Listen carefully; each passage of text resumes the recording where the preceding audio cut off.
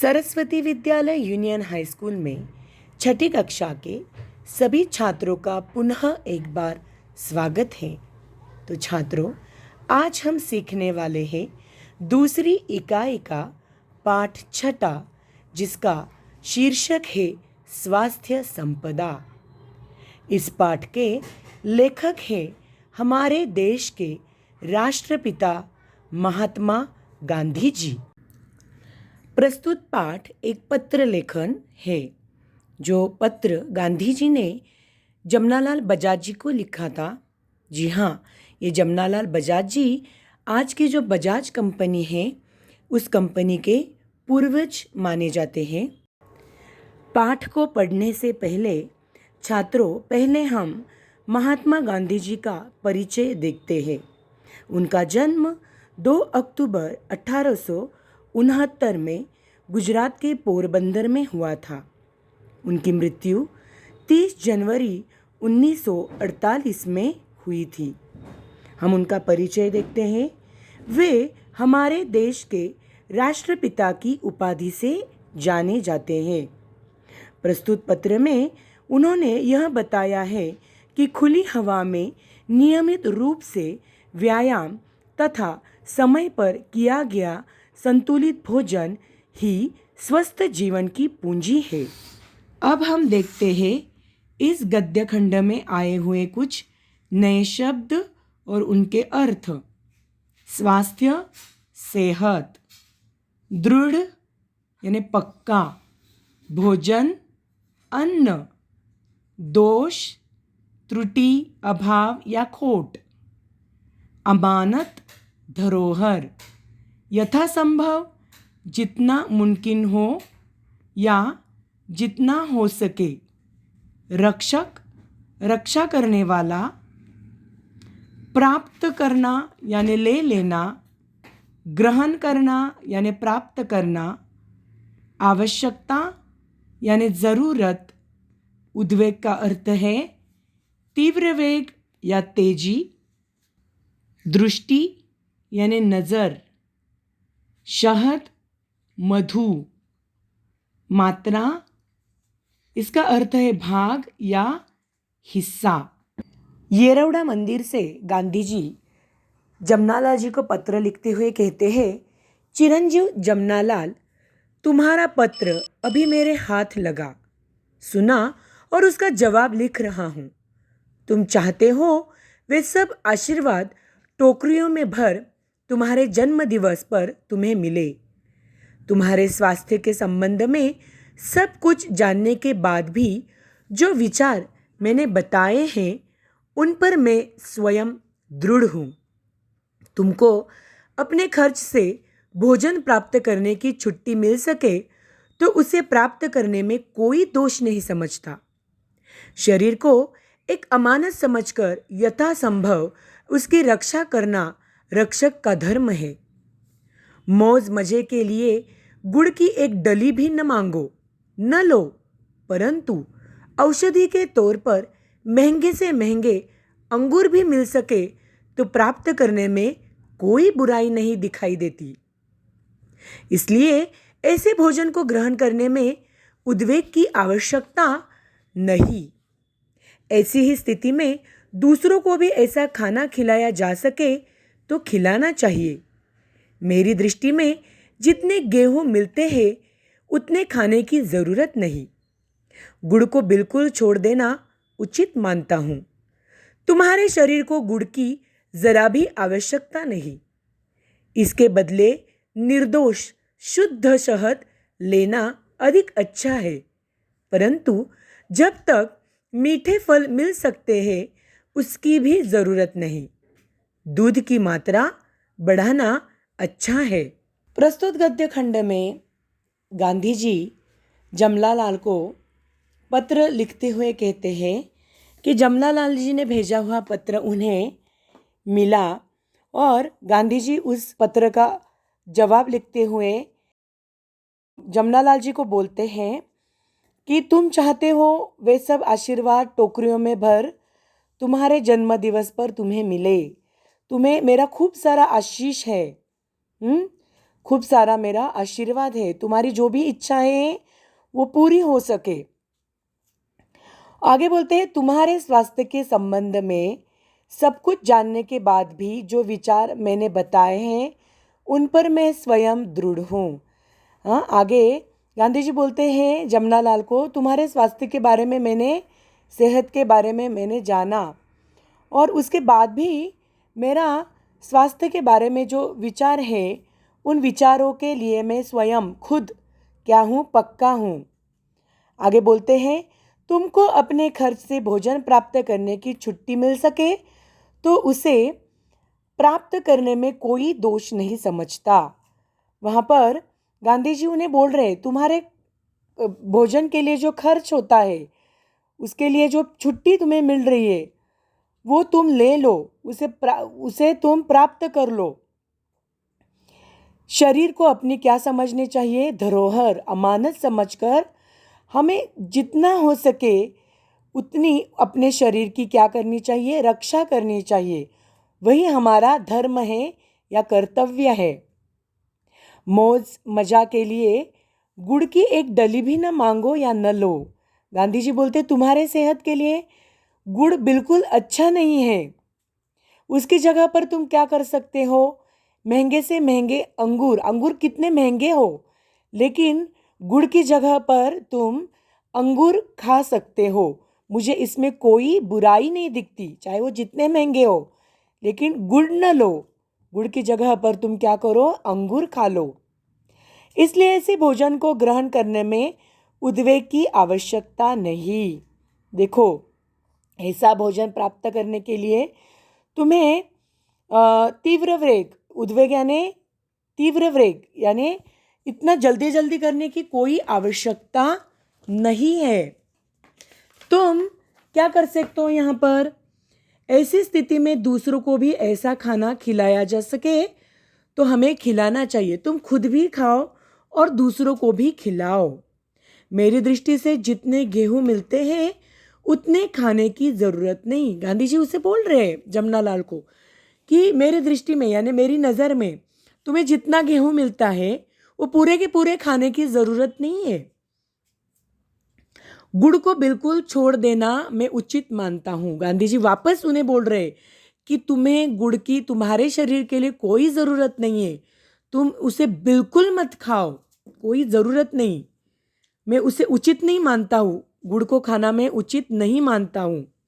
तुम्हारे शरीर को गुड़ की ज़रा भी आवश्यकता नहीं। उसके बदले तुम क्या कर सकते हो? निर्दोष यानी दोष मुक्त, अच्छा गुण वाला शहद, शुद्ध शहद यानी मधु यानी हनी तुम खा सकते हो। लेकिन ये हनी भी तुम कब खा सकते हो, शहद तुम कब खा सकते हो? जब तक बाजार में मीठे फल मिलते हैं तब तक फल खा लो शहद की जगह पर। जब मीठे फल मिलना बंद हो जाए तो तुम शहद लेना। या तो फिर उसकी भी कोई ज़रूरत नहीं है, मीठे फल उपलब्ध है तो मीठे फल खाओ। और तुम्हें अपने स्वास्थ्य के लिए दूध की मात्रा यानी दूध का हिस्सा बढ़ाना चाहिए। तुम्हें दूध ज़्यादा मात्रा में पीना चाहिए। आगे गांधी जी पत्र में लिखते हैं, जैतून के तेल की जगह मक्खन लेते हो, यह ठीक ही है। मक्खन में जो विटामिन होते हैं वे जैतून के तेल में नहीं होते। साग में हरी सब्जी होनी चाहिए। आलू वगैरह लगभग रोटी का स्थान लेते हैं। इनमें स्टार्च होता है। तुमको स्टार्च की कम से कम ज़रूरत है और जितनी होगी वह सब गेहूं से पूरी हो जाएगी। मक्खन, दूध काफ़ी है। इसके घटाने बढ़ाने का आधार वज़न के ऊपर है। वज़न के स्थिर हो जाने तक और हजम होता रहे तब तक मक्खन की अथवा दूध की या दोनों की मात्रा बढ़ाते जाना चाहिए। तरकारियों में लौकी तथा भिन्न भिन्न प्रकार की सब्जियां, फूल गोभी, पत्ता गोभी, बिना बीज की सेम, बैंगन, इन सब की गिनती अच्छी हरी सब्जियों में होती है। गेहूं का आटा चोकर मिला हुआ होना चाहिए। यदि गेहूं बिल्कुल साफ करके पीसा गया हो तो उसका कोई भी अंश नहीं फेंकना चाहिए। गांधी जी जमनालाल को बोलते हैं, तुम जो जैतून का तेल खाते हो उसकी जगह पर तुम क्या खाओ, मक्खन खाओ। क्यों? क्योंकि मक्खन में जैतून के तेल से भी ज़्यादा विटामिन होते हैं। जितने विटामिन मक्खन में होते हैं उतने जैतून के तेल में नहीं होते हैं। साथ ही तुम्हें हरी सब्जियां साग में खानी चाहिए। क्यों? क्योंकि उनमें ज़्यादा मिनरल्स होते हैं, विटामिन्स होते हैं।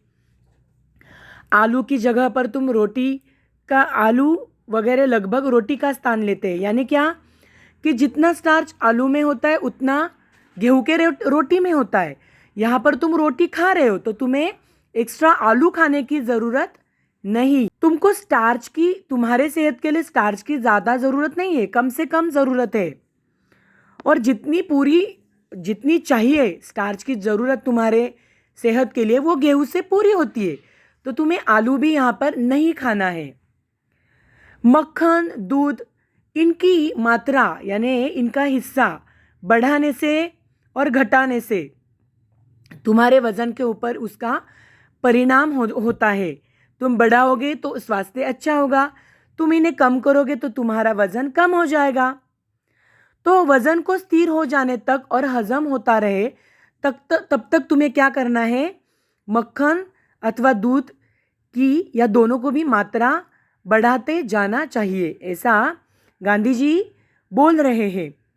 आगे बोलते हैं तरकारियों में, देखो जो तरकारियाँ ने सब्जियाँ हैं इनमें लौकी तथा भिन्न भिन्न प्रकार की सब्जियाँ हैं, जैसे कि फूल गोभी है, पत्ता गोभी है, बिना बीज की सेम है, और बैंगन है। ये सब हरी सब्जियाँ अच्छी सब्जियाँ हैं, इनकी अच्छे सब्जियों में गिनती होती है। और गेहूं का आटा जो है वो चोकर मिला होना चाहिए। चोकर यानी देखो जब हम गेहूं पीस के लाते हैं और माँ उसे जब छानती है तो जो ऊपर आता है, जो गेहूं का हिस्सा आता है, जो उसकी त्वचा आती है, उसे बोलते हैं चोकर। और गांधी जी वह क्या बोलते हैं कि हमें बिना छाने हुए, हमको उस आटे को छानना नहीं है, चोकर के साथ रहेगा गेहूं का आटा तो वो रोटियां अच्छी बनती है और वो सेहत के लिए बहुत अच्छी होती है। जब चोकर मिलाया हुआ आटे की जब हम रोटी खाते हो तो वो पचन करने के लिए यानी डाइजेशन के लिए अच्छी होती है। ऐसे गांधी जी यहाँ पर जमनालाल को बोल रहे हैं। पत्र में गांधी जी आगे बोलते हैं, फल में ताज़े अंगूर, मौसम्बी, संतरा, अनार, सेब, अनन्नास लेने योग्य है। आजकल जो प्रयोग अमेरिका में हो रहे हैं उससे मालूम होता है कि एक ही साथ बहुत सी चीज़ें नहीं लेनी चाहिए। फल अकेला ही खाने से उसके गुण बढ़ते हैं। भूखे पेट खाना तो सर्वोत्तम है।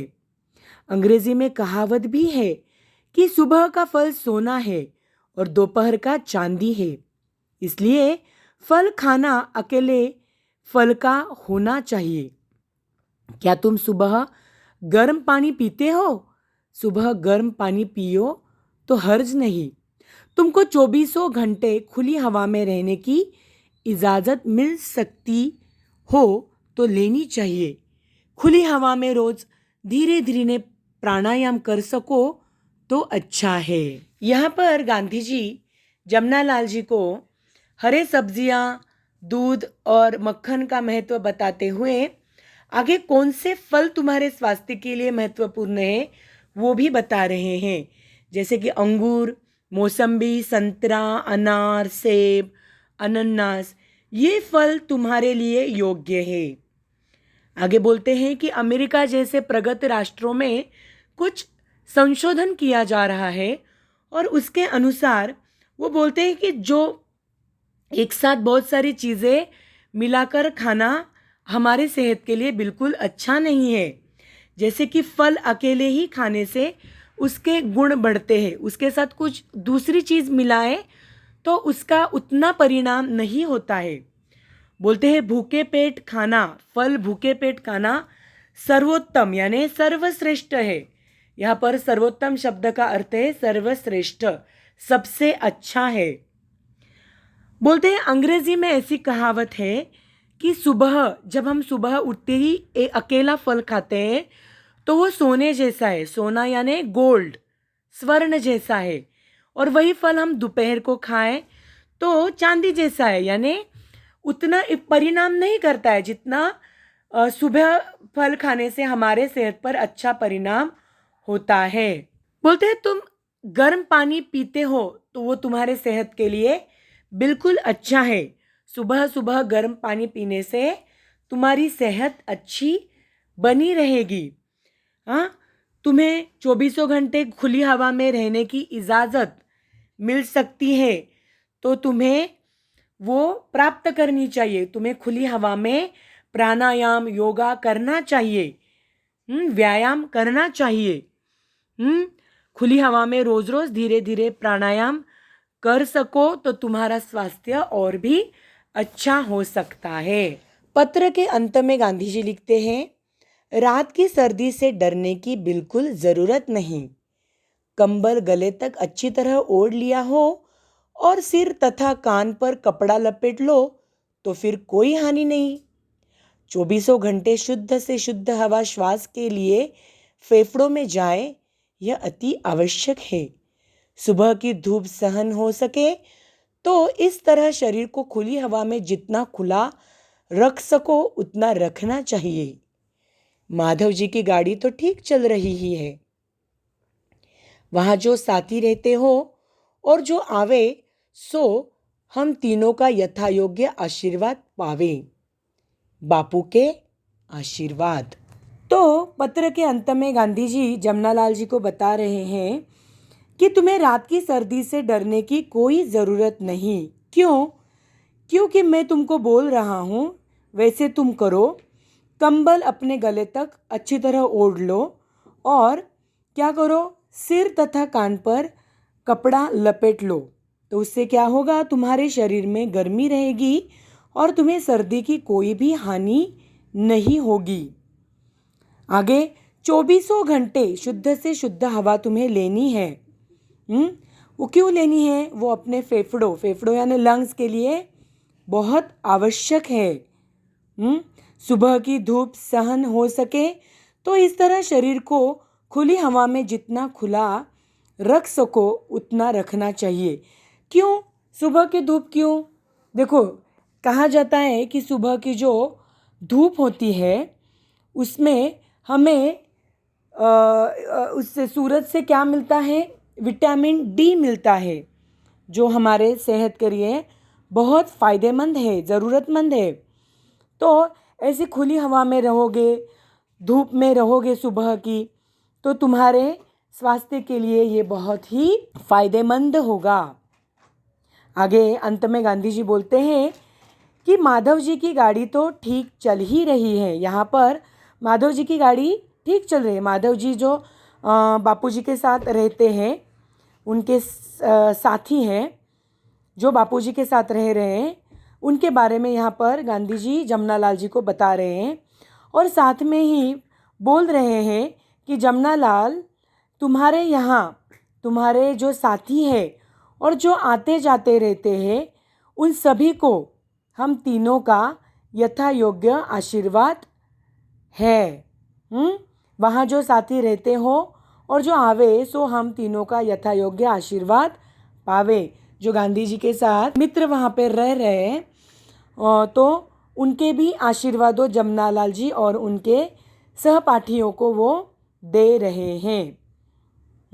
और अंत में बोलते हैं कि बापू के आशीर्वाद, मेरे आशीर्वाद तुम्हारे साथ हमेशा रहेंगे। तो छात्रों, स्वास्थ्य संपदा इस पत्र रूपी पाठ से हमने क्या सीखा? समय पर संतुलित आहार, फल और सब्जियों का सेवन और नियमित व्यायाम से मनुष्य निरोगी और सुदृढ़ बना रह सकता है। योग और प्राणायाम जैसे गतिविधियों को नियमित रूप से करने पर मनुष्य छोटी बड़ी बीमारियों से कोसों दूर रह सकता है। अतः हमें अपने आहार एवं स्वास्थ्य पर नियमित रूप से ध्यान देना चाहिए। तो छात्रों, अब हम देखते हैं स्वाध्याय।